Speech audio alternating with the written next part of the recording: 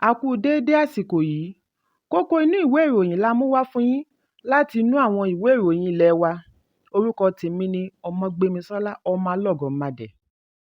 Gómìnà ilé ìfowópamọ́ àgbà Central Bank of Nigeria (CBN) Ọláyẹmí Kàdóso ti tẹnumọ́ wípé kókó àfojúsùn òun nínú ìṣèjọba CBN ní láti rí i dájú wípé owó ọjà dúró déédéé. Lópin ọ̀sẹ̀ tí ó kọjá ní Kàdóso sọ eléyìí níbi ìgbàlejò ikọ̀ Impact Investing Community tí Emir kọkànlá ti ìpínlẹ̀ Kano àti Khalifa ti Tijaniya Sufi ilẹ̀ Nàìjíríà àti orílẹ̀-èdè lágbègbè Muhammadu Sanusi kejì fúnra rẹ̀ tí í ṣe gómìnà àná fún CBN darí wá. Nígbà tí ó ń bá ikọ̀ yìí sọ̀rọ̀ nínú ọ́fíìsì rẹ̀, Kàdóso ní ìṣèjọba rẹ̀ ti pinnu láti yí orin padà nípa ṣíṣe àmójútó ọ̀wọ́n gógó. Ó ní lẹ́yìn sáà òun yìí, òun fẹ́ bojú wẹ̀yìn kí inú òun sì dùn wípé òfin wọn ní ipa ìdùnnú lára ará ìlú. Kàdóso dúpẹ́ fún ìbẹ̀wò yìí bí ó ti fìdí ẹ̀ múlẹ̀ wípé ikọ̀ Impact Investing Community dúró fún ọjọ́ ọ̀la rere ilẹ̀ Nàìjíríà pẹ̀lú èròǹgbà àti ṣe àyípadà ọrọ̀ ajé orílẹ̀-èdè nípa lílo àǹfààní inú rẹ̀. Nígbà tí ó ń fèsì, Khalifa Sanusi fìdí ẹ̀ múlẹ̀ wípé CBN ní ipa pàtàkì lára ọmọ orílẹ̀-èdè, ṣùgbọ́n ọ̀pọ̀ ni kò mọ ipa tí CBN ń kó yàtọ̀ sí ìgbà tí wọ́n bá ṣe àṣìṣe. Ó wáá fi èròǹgbà rẹ̀ hàn sí bí owó náírà ò ṣe dúró déédéé. Ó rọ CBN láti lo ipò tuntun yìí fi ṣiṣẹ́ takuntakun kí àtúnṣe lè wà fún ọrọ̀ ajé tó ti dì mẹ́rí nítorí èyí ti ní ipa tí ó pọ̀ lára ará ìlú. Ẹ̀kúnrẹ́rẹ́ ìròyìn yìí wà nínú ìwé ìròyìn Vanguard tó jáde lónìí. Olórí ológun àná fún orílẹ̀-èdè Guinea, Moussa Dadis Camara ní a gbọ́ wípé ọwọ́ tún ti bà á dá padà sínú ọgbà ẹ̀wọ̀n ní ọjọ́ Àbámẹ́ta. Ọwọ́ tó lẹ́yìn wákàtí díẹ̀ tí àwọn adarí tí wọ́n dìhámọ́ra ogun fọ́ ọgbà ẹ̀wọ̀n. Agbẹnusọ fún iléeṣẹ́ ológun ni ó sọ eléyìí di mímọ̀ fún iléeṣẹ́ ìròyìn AFP. Ó ní wọ́n ti rí Camara ní ayọ̀ àti àlàáfíà, wọ́n sì ti dá a padà sí ọgbà ẹ̀wọ̀n. Bákan náà ni ọ̀kan nínú àwọn agbẹjọ́rò Camara, Jokame Abba náà fìdí ẹ̀ múlẹ̀ wípé oníbàárà rẹ̀ ti padà sí ọgbà ẹ̀wọ̀n. Mínísítà fún ìdájọ́ Charles Wright kọ wípé méjì nínú àwọn ológun tí wọ́n jọ ń jẹ́jọ́ pẹ̀lú Camara látàrí ìpànìyàn tí ó wáyé nígbà ìṣèjọba rẹ̀ ní ọdún 2009 ni wọ́n jọ mú papọ̀.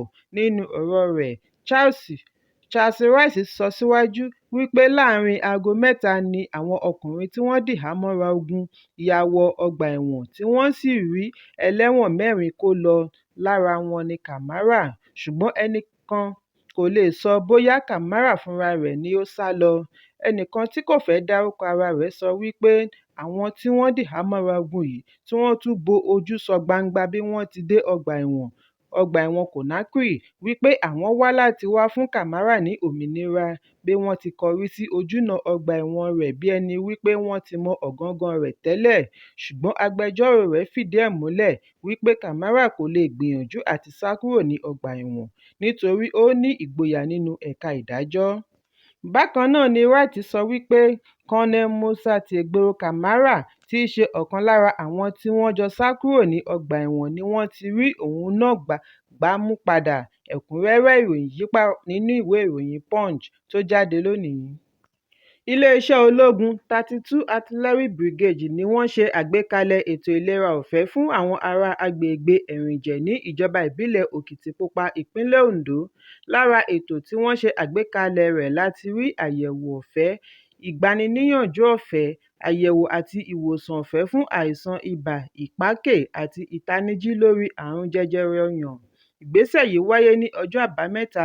Nígbà tí ó ń sọ̀rọ̀, adarí ikọ̀ ológun Ọ̀gágun Mukhtar Adamu sọ wípé èyí jẹ́ lára ètò ìdásí fún àgbékalẹ̀ omi dídákẹ́rọ́rọ́ fún ti ọdún 2023. Adamu tí Colonel Adamu Ado ṣaṣojú fún ṣàlàyé wípé èròǹgbà wọn ni láti rí i dájú wípé àwọn ará ìlú ní ààbò tí ó péye. Ó ní ètò ìlera kìí ṣe ojúṣe ìjọba nìkan, ìdí nìyí tí àwọn ṣe bá ìjọba nípìn nínú ṣíṣe àmójútó ìlera ará ìlú. Ó ní èyí jẹ́ ìgbésẹ̀ láti lè mú ìbáṣepọ̀ tó lọ́rìn wà láàrin iléeṣẹ́ ológun àti ará ìlú bí wọ́n ṣe ń rọ àwọn ará ìlú láti ṣe àfisùn bí wọ́n bá kófìrí ìwà ọ̀daràn láàrin ìlú kí agbègbè lè wà ní àlàáfíà. Ẹ̀kúnrẹ́rẹ́ ìròyìn yìí wà nínú ìwé ìròyìn Punch tó jáde lónìí.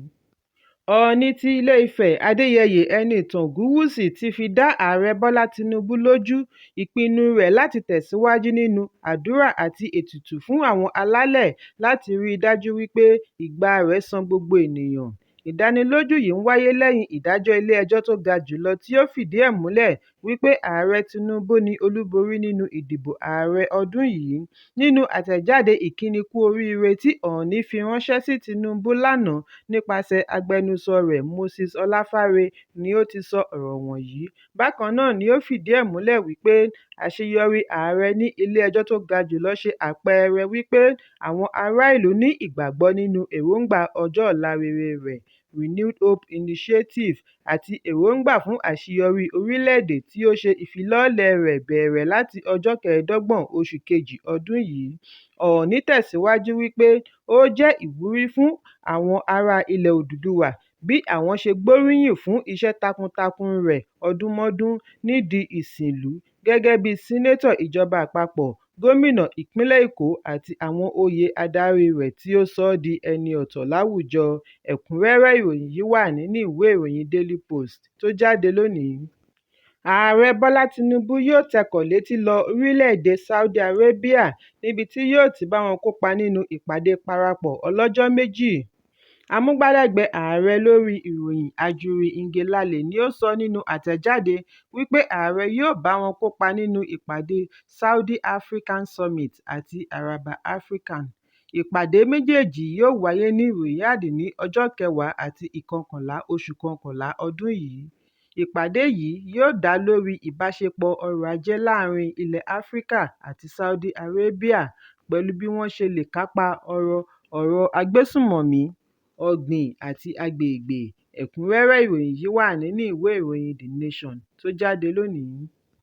Lánàá ní àjọ òṣìṣẹ́ Nigerian Labour Congress (NLC) fi ẹ̀sùn kan gómìnà ìpínlẹ̀ Imo Hope Uzodinma wípé ó ń rán àwọn jàǹdùkú láti lọ ṣe ìkọlù sí ìlú abínibí ààrẹ ẹgbẹ́ òṣìṣẹ́ Joe Ajaero ní ọjọ́ Àbámẹ́ta, ṣùgbọ́n gómìnà sẹ́ ẹ̀sùn yìí bí ó ṣe àpèjúwe rẹ̀ gẹ́gẹ́ bí ìparọ́mọ́nitakoni.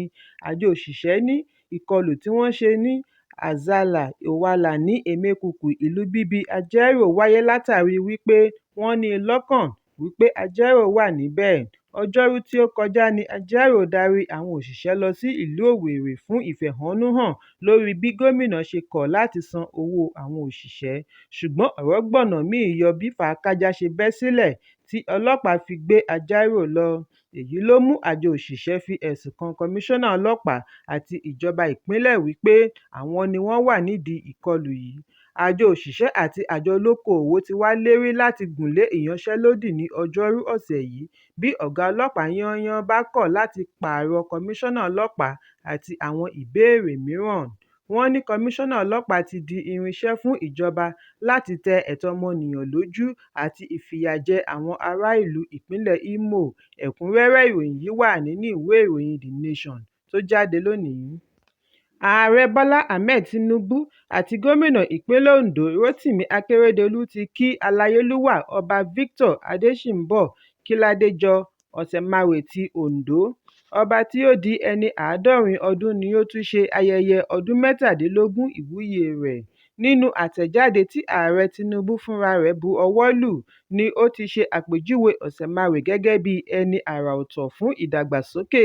Tinubu fìdí ẹ̀ múlẹ̀ wípé ìlú Ondo ti ń ṣe àkọọ́lẹ̀ àgbàyanu ìdàgbàsókè lórí àṣà àti ọrọ̀ ajé láti ìgbà tí Ọba Kíládéjọ ti gorí oyè ní ọdún 2006. Tinubu ṣe ìrántí bí wọ́n ṣe fa aláyélúwà yìí kúrò nínú iṣẹ́ ìṣègùn òyìnbó aládàáni rẹ̀ ní ìpínlẹ̀ Èkó láti wá gorí àpèrè àwọn baba ńlá rẹ̀ gẹ́gẹ́ bí Ọ̀sẹ̀máwé àti aláyélúwà ti ìlú Ondo. Ẹ̀rí àrídájú wà gbangba wípé àwọn ará ìlú Ondo kò ṣe àṣìṣe nípa yíyàn án sípò níjọ́ náà lọ́hùn-ún.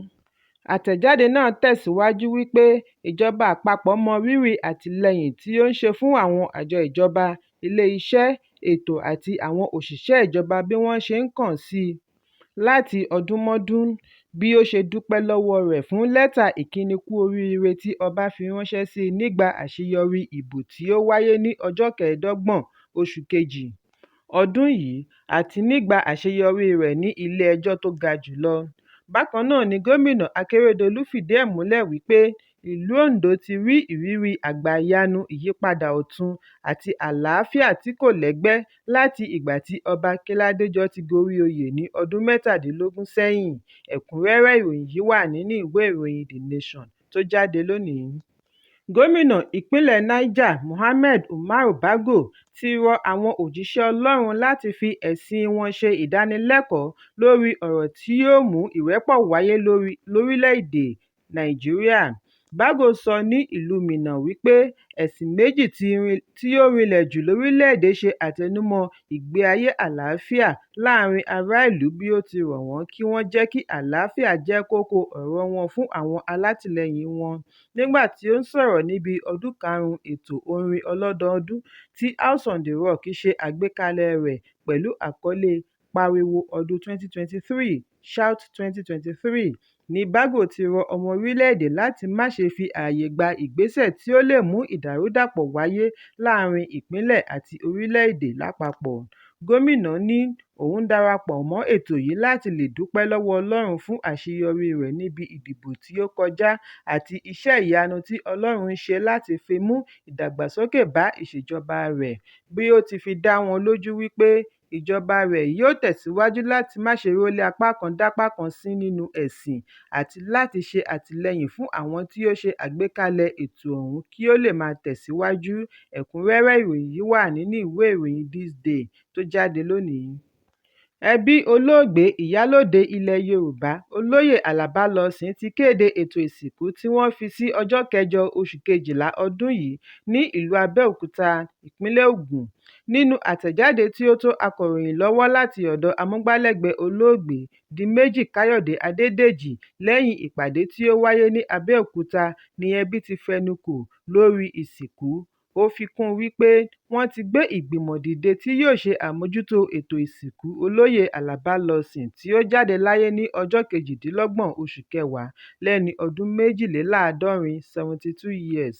Àtẹ̀jáde náà tẹ̀síwájú wípé Sànyà Abíọ́lá ni olùdarí ìgbìmọ̀. Lára àwọn tí wọ́n tún fẹ́ jọ ṣe àmójútó ètò ìsìnkú láti rí Táyọ̀ Akíntayọ̀, Ṣẹ̀san Bánkọ́lé àti Akin Jíbókù. Alága ìpàdé ẹbí ni ìlúmọ̀ọ́ká olórin àgbà òṣèré Ebenezer Obey Fábíyì. Ètò orin onígbàgbọ́ Service on Songs yóò wáyé ní ọjọ́ 7 oṣù Kejìlá ní Olúṣẹ́gun Ọbásanjọ́ Presidential Library, Abẹ́òkúta, nígbà tí ìsìn onígbàgbọ́ yóò wáyé ní ọjọ́ 8 oṣù Kejìlá ní St James African Church, Ìdí-Àpẹ́, Abẹ́òkúta. Ẹ̀kúnrẹ́rẹ́ ìròyìn yìí wà nínú ìwé ìròyìn Nigerian Tribune tó jáde lónìí. Kókó inú ìwé ìròyìn àsìkò yìí kò ní jù báyìí lọ. Ẹ pàdé mi ní ìrọ̀lẹ́ fún àkọ́tun. Kí a tó lọ, ẹ má ṣaláì fi àríwísí yín ránṣẹ́, ìyẹn comment, kí ẹ sì bá wa subscribe sójúnà wa lórí YouTube kí Kókó Inú Ìwé Ìròyìn lè máa tẹ̀ yín lọ́wọ́ ní kíákíá.